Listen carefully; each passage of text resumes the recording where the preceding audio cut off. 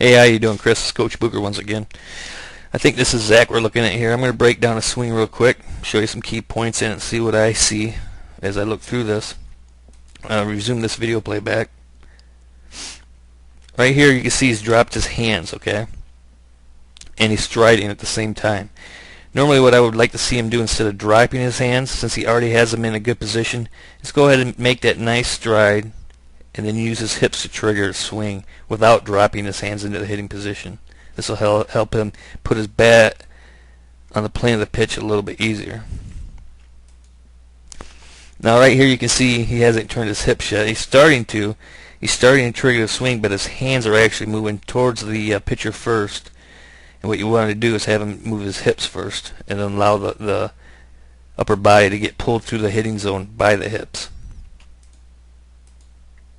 And of course his contact, he's rolling his wrists over, and kind of like your previous son, he needs to have that tilt going back a little bit. But for his age, you know, I can understand the coordination's not quite there yet. But instead of having him throw his hands towards the pitch, remind him to keep his elbow close to his side, okay, and to make contact with the ball at a 90-degree angle. So that 90-degree angle would be the bat meeting the ball, okay, because he's kind of flipping his hands out to make contact with it, reaching for it instead of letting the ball travel to him. And we have this problem with our high school players. We always beat it in their head. You got to let the ball travel, because they always want to get out and get to the ball, because that's how they've been taught. You know, that's how linear hitters are taught to hit the ball. Hit the ball out in front and throw the barrel of the bat at the ball. Just tell them to focus on letting the ball travel deeper into the hitting zone. Okay, you could use the mental cue or the verbal cue, stay back, if you want. I don't like that term. Just tell them to let the ball travel. Okay, and ensure that he's starting his swing with his hips and not his hands. Tell him hips lead the hands. Turn in the ball first before allowing your hands to be pulled through the hitting zone. Other than that, you know, I mean, he's got a good swing. He's starting to work through the fundamentals, as you can tell.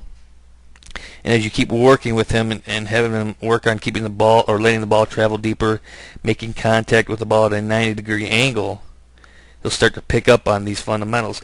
Now, instead of, you know, verbally giving him cues, what you want to do is put him in those positions and allow his body to feel what you're talking about. Okay?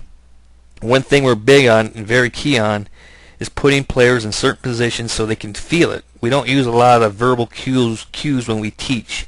We would rather put them in positions and let them feel where their body's at.